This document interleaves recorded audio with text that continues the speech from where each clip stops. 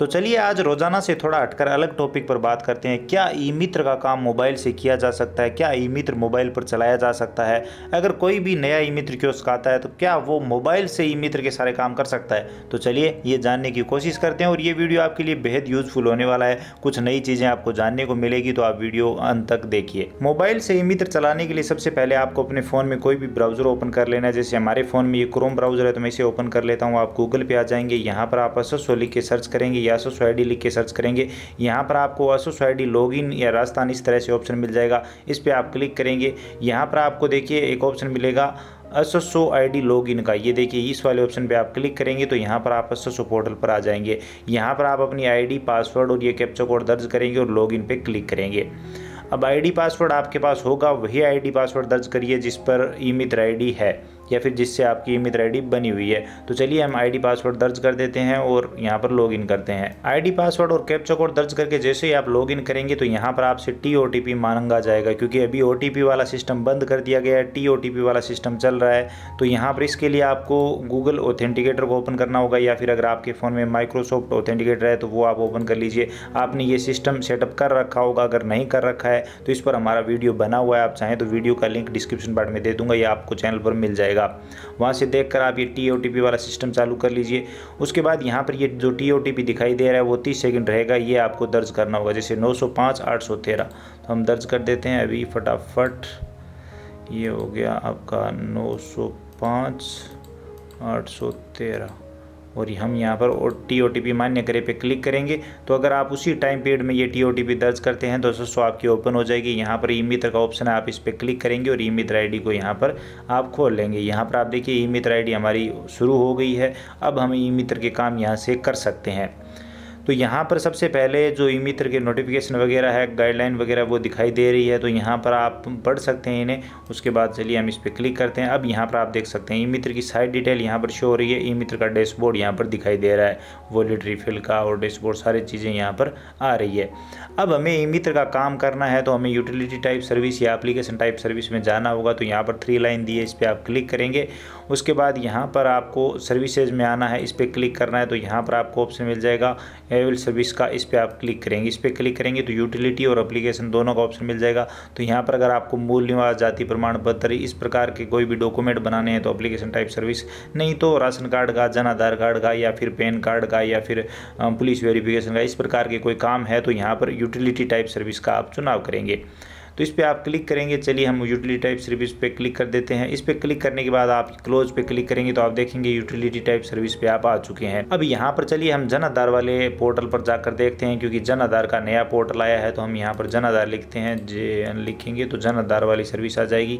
यहाँ पर हम इस पर क्लिक करते हैं, सर्च पे क्लिक करते हैं, तो यहाँ पर यस पे क्लिक करते हैं और आप देखेंगे कि हम जन आधार वाले पोर्टल पर रीडायरेक्ट कर दिए गए हैं। अब यहाँ पर हम देखते हैं कि पोर्टल उसी तरह से दिखाता है अलग। आप देखिए मोबाइल मोड में दिखा रहा है, कोई यहाँ पर दिक्कत नहीं है। अगर आप मोबाइल से काम करते हैं तो आपको कोई दिक्कत नहीं आएगी। इनरोलमेंट पे क्लिक करेंगे, जैसे किसी का नाम जोड़ना है जन आधार कार्ड में तो एड मेंबर वाली सर्विस का चुनाव करेंगे। यहाँ पर जन आधार कार्ड संख्या दर्ज करेंगे और आप ये काम कर सकते हैं। इसके अलावा यहाँ पर अगर आपको कोई प्रोफाइल अपडेट करनी है तो प्रोफाइल अपडेट वाले ऑप्शन पे क्लिक करेंगे। यहाँ पर सभी चेकबॉक्स पे क्लिक करेंगे, प्रोसीड करेंगे, जन आधार संख्या या एनरोलमेंट नंबर दर्ज करेंगे और ये काम भी आप यहाँ से कर सकते हैं। इसके अलावा भी यहाँ पर सारे ऑप्शन है, जैसे स्टेटस देखना है या बाकी जो काम करने हैं आप कर सकते हैं। तो बहुत ही सरल तरीका है। तो चलिए हम बैक ई मित्र पे चलते हैं, वापस बैक टू ई मित्र करते हैं और ई मित्र पे आ जाएंगे। अब हमें यहाँ पर कोई दूसरी सर्विस यूज़ करनी है, जैसे हमें राशन कार्ड वाली सर्विस यूज़ करनी है। जैसे तो हम देख लेते हैं, राशन लिख देते हैं। तो अभी ये राशन कार्ड वाली सर्विस है, बैक करते हैं। ये देखिए सभी राशन कार्ड वाली सर्विस ही दिखाई दे रही है। तो जैसे हमें नया राशन कार्ड बनाना है तो इस सर्विस का चुनाव करते हैं, सर्च पे क्लिक करते हैं, यहाँ पर यस करते हैं। मैं नॉर्मली आपको दिखा रहा हूँ कि क्या ये पॉसिबल है कि हम मोबाइल से ई मित्र चला सकते हैं। तो मुझे लगता है कि जहाँ तक मतलब अगर आप जानते हो ई मित्र का काम तो 90% काम आप मोबाइल से कर सकते हो।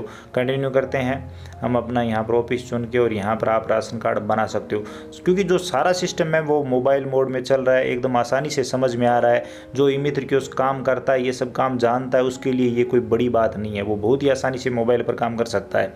तो कह सकते हैं कि ये पॉसिबल है। रही बात PDF की, स्कैन की, तो उसके लिए बहुत सारे एप्लीकेशन है, जैसे मैं आपको दिखाता हूँ। मेरे फ़ोन में ही आपको मिल जाएंगे। जैसे ये रहा, ये कैम स्कैनर है, डॉक स्कैनर है, इस प्रकार के जो एप्लीकेशन है वो बहुत ही आसानी से ये काम कर देते हैं डॉक्यूमेंट स्कैन का और ये सब चीज़ें। बस ये है कि प्रिंटर होना चाहिए, एक प्रिंटर होगा। 10,000 में आजकल वाईफाई प्रिंटर आ जाता है, 10,000 15,000 में, तो वो आप मोबाइल से डायरेक्ट प्रिंट आउट भी निकाल सकते हैं। तो अभी हमें लॉग आउट कर दिया गया, फिर से लॉग इन करना पड़ेगा। तो इस तरह से आप ई मित्र का काम बहुत ही आसानी से कर सकते हैं। तो हम कह सकते हैं कि अगर एक टाइम के लिए आपके पास लैपटॉप या कंप्यूटर नहीं है तो मोबाइल से ये काम किया जा सकता है। और मोबाइल पर मतलब एक टाइम था जब वो बायोमेट्रिक वाला सिस्टम था, उस टाइम ये पॉसिबल नहीं था कि मोबाइल पर ई मित्र पर चलाया जा सके, लेकिन अभी ये पॉसिबल है। जब से ये TOTP वाला या OTP वाला सिस्टम आया है तब से यहाँ पर आप ये काम मोबाइल से कर सकते हैं। आप मोबाइल में ई मित्र चला सकते हैं और कोई भी स्टेटस देखना है, जाति मूल प्रिंट करना है, ये काम तो आप मोबाइल पर चुटकियों में कर सकते हैं। बाकी आपको क्या लगता है, क्या कोई भी ई मित्र ID लेकर वो सारे काम मोबाइल से कर सकता है या एक टैबलेट खरीद के कर सकता है?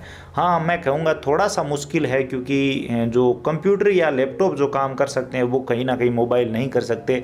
लेकिन ये है कि आपका कंप्यूटर या लैपटॉप ख़राब हो गया है तो आपका काम बिल्कुल बंद नहीं होगा, आप लोगों के काम करके दे सकते हैं अगर आपके पास ई मित्र ID है।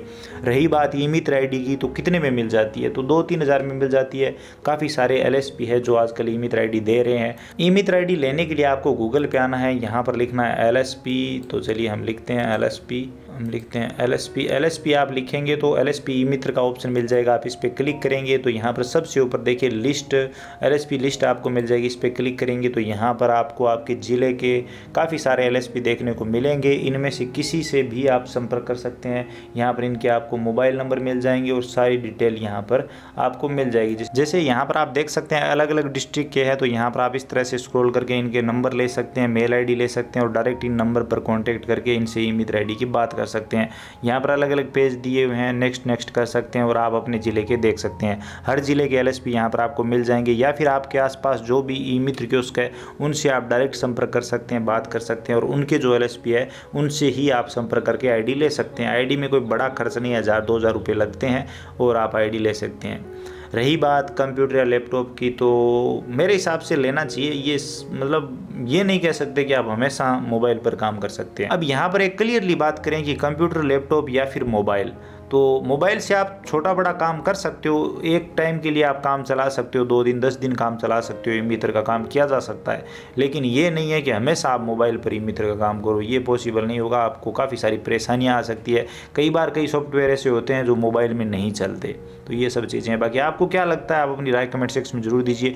क्या एक मोबाइल से आजकल ई मित्र के सारे काम किए जा सकते हैं? बताइए कमेंट सेक्शन में। वीडियो इन्फॉर्मेटिव लगा है तो लाइक करिए, अपने दोस्तों के साथ शेयर करिए। चैनल पर नए हो तो सब्सक्राइब करके घंटी का बटन दबा सकते हो ताकि आने वाले सभी वीडियो और नई नई अपडेट आप सबसे पहले देख पाएं। इसके अलावा अगर आपके मन में और कोई सवाल या सुझाव है, आप और कुछ भी जानना चाहते हो, बताना चाहते हो, तो बेझिझक कमेंट सेक्शन में लिखिए, हम जरूर बात करेंगे। चलिए मिलते हैं अगली वीडियो में नई अपडेट के साथ।